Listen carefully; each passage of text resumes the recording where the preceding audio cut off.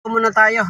Ngayong merong transport strike December 18, 2023, araw ng Lunes, merong transport strike. Ito ngayon ang ating lokasyon, Shaw Boulevard. Titignan natin kasi nandito ang rota ng papunta sa may Quiapo.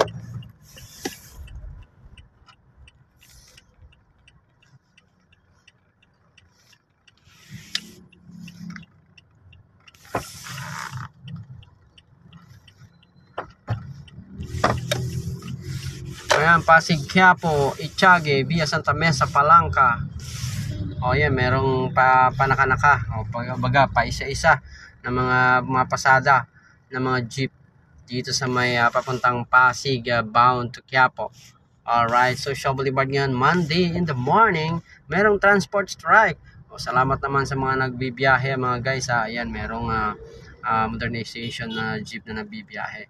So ilan-ilan lamang ang nagbibiyahe. Sana naman mga grupo ng mga jeep ay huwag kayong mangharang. Huwag po kayong mangharang para harangin ang mga pumapasada na jeep. Okay? Dahil sa tawag ng hanap buhay at syempre wala silang panggastos. Ayan, huwag niyo pong harangin. Ayan, Kalentong crossing. Ayan, meron pa naka lamang po. Alright, Shaw Boulevard ngayon mga guys, ang rota ng Pasig at bandang Quiapo ay dito dumadaan.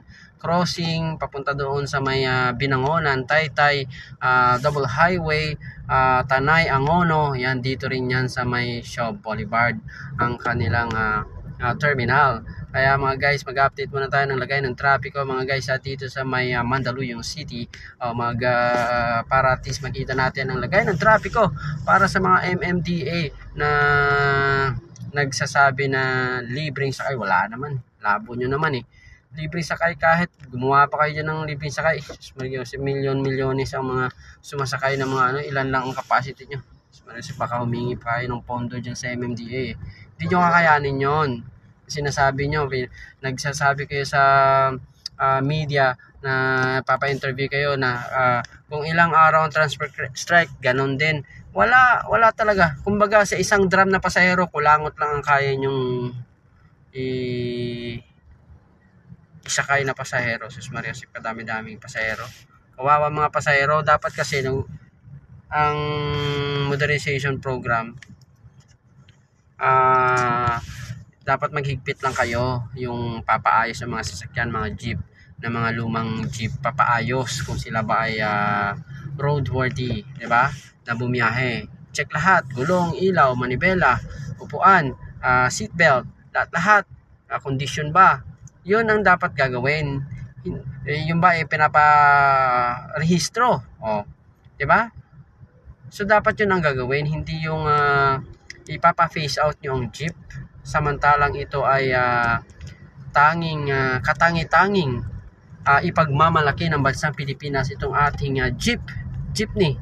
Tapos kukuha kayo, Philippines. Ano ba kayo? Sino bang nandyan? Sino bang nakaupo dyan? Bakit kayo kukuha ng modernization na jeep? Sinasabing for modernization, kukuha kayo ng produkto dito sa may China, di ba? Sus Mariosep, ano ba naman kayong klase nakaupo dyan? LTFRB, DOTR, Land Transportation Office, ano ka ba? Ano ba? Ay naku, Sus Mariosep. Malabo pa kayo sa sa 3-in-1 na kape.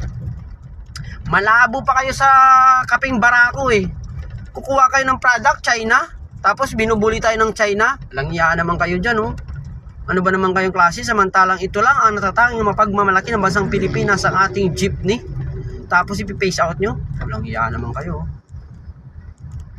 Ano ba naman? Sana matulog na lang kayo ng mahimbing at paggising nyo sa umaga, wala na kayong hininga. Ganyan kayo sa ating mga kababayan mismo natin. Ipi-face out nyo. Hanap buhay. Hanap buhay ang mawawala. Grabe.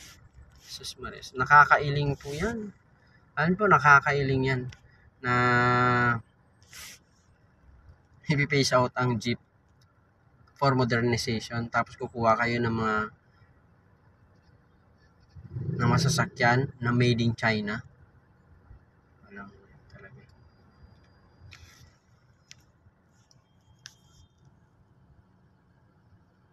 So yun mga guys, meron pumapasada ng mga jeep alright? May mga pumapasada ng mga sasakyan. Okay, alright. Have a great day. Thank you for watching guys.